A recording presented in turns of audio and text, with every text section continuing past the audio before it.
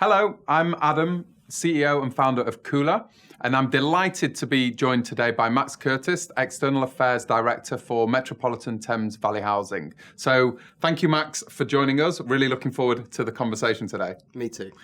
So, Max, let's start things off. Tell us a little bit about Metropolitan Thames Valley Housing.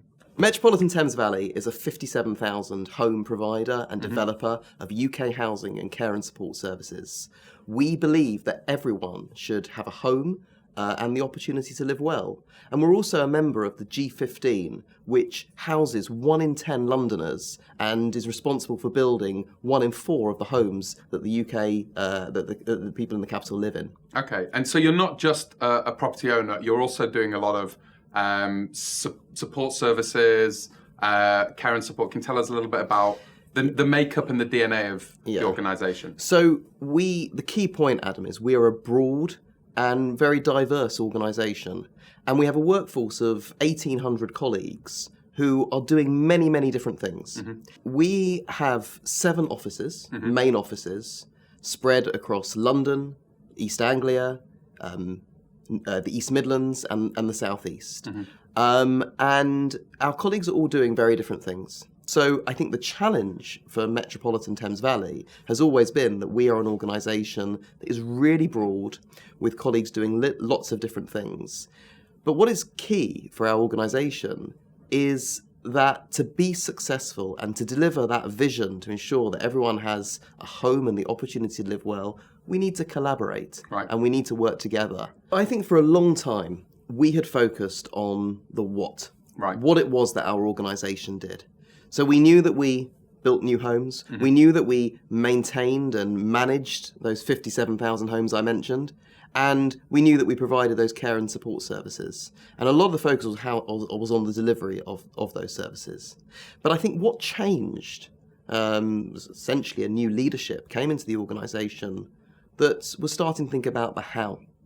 How does an organisation like ours, which is broad and diverse, become successful? And the view of our executive was that we needed to work harder on creating that truly collaborative community. We turned to Workplace because we thought that we needed a tool that would facilitate the creation of that collaborative community.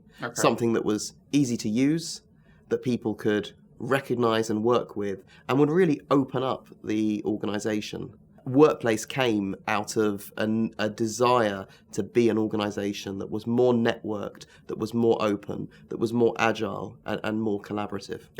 And so I want to stay on the sort of pre-workplace topic for a moment, if I can.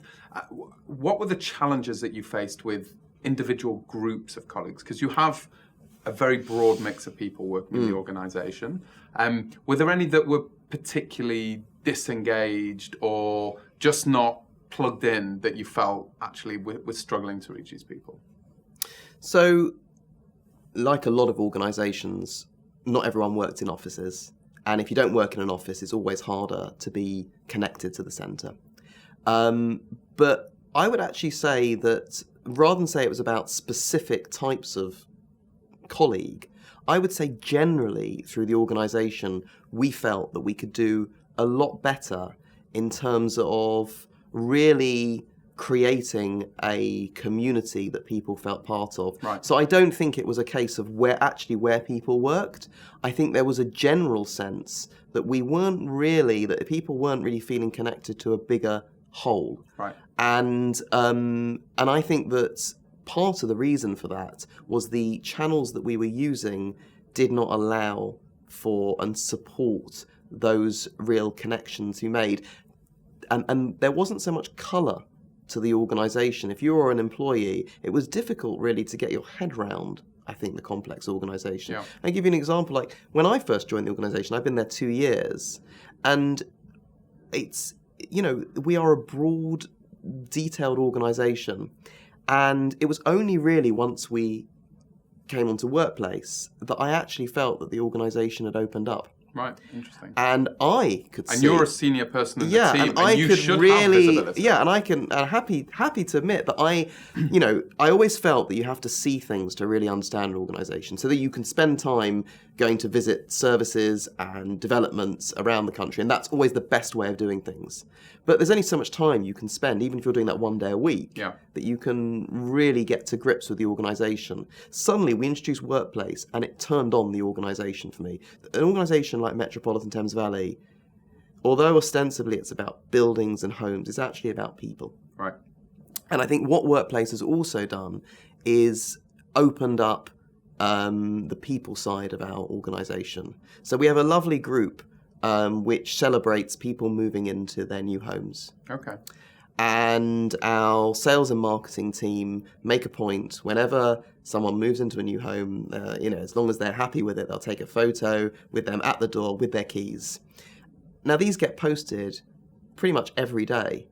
And if you're sitting there working in an organisation and suddenly you see these photos, it really just helps you reconnect with actually why we're there. Yeah. Seeing a young family perhaps moving into their first home, seeing a smiling couple. We are a people organisation, and what Workplace does is it allows us to tell people-focused stories. Yeah, well, it puts people... I think we often, when we think about workplace and complex organisation makeups, we often think about trying to reach the remote workers or frontline workers. But actually, I think that story is really interesting, how the frontline workers are able to cascade back to the mothership, as it were, what it's all about. Because when you sit in marketing or finance or HR, you don't necessarily get to see the end result, which is like human beings and real world stories of the impact of the work that everybody in the organisation has, right? That's absolutely the case. Interesting. Absolutely the case. And I think also the other thing to point out is that I think it's really easy at work to see yourself as working for the team that you are in, as in you have your direct reports and you have your line manager. Yeah, and a department almost. Or a department. And I think what Workplace actually shines a light on is it makes you realise that you don't work in one team, ever. You work at the same time in multiple teams. And all Workplace does is it brings that to the fore. It's not a new thing that people in an organisation work in many different teams, but Workplace just makes you realise that, remember that, and facilitates that. It kind of shines a light on it, right? It totally shines a light on that. And people's roles are fluid, because I think the interesting...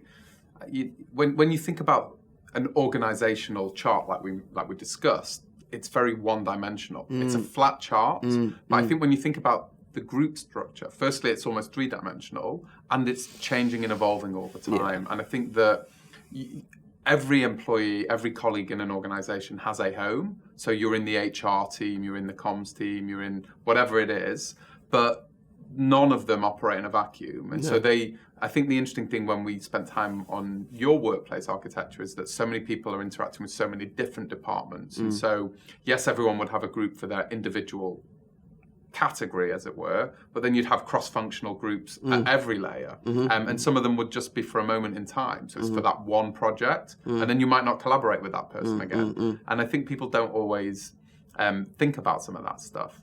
You've been on a journey through Workplace. You've kind of allowed a bigger conversation and the collaboration and the employee engagement piece to happen. What's the benefits of that to you as an organisation? Okay. What's the impact that it has? So one of the things that I think has been hugely impactful about Workplace is the live broadcast function. So pre-Workplace, I told you before we have 7 offices all around the country. So we felt it was really important to do face-to-face events. And every month we would get... our exec would fan out to different offices. They'd go and visit different offices, and they'd do a kind of town hall meeting with the group of colleagues at that office. Now, that was a huge time commitment on our execs. It was a huge time commitment on my team, who were going to accompany each of those execs to that place to do the meeting. And actually, what it meant was, although you would have each each member of the executive would know the story we want to tell, you'd have 7 different versions in reality of that story with different bents and different emphases. Now, we do one event every 2 weeks, so we've increased the frequency of our events, and we do it in one place that's on rotation. Right. So we go to one office and do the town hall event, then we go to another town hall event. So no one feels left out. But the key thing is, we film it on Workplace. Right. So if you're not live in your office, you can just go onto Workplace Live and be part of the conversation. And we encourage people to submit questions on Workplace, which they do. Right. So what's really interesting is that even though our exec are having to work less hard in effect, but they're actually getting more return on their investment, and that is only possible because of Workplace. Max, I just want to say a huge thank you for sharing the Metropolitan Thames Valley Workplace story with us today, and I want to say a huge thank you to everybody for tuning in today, so thanks for listening.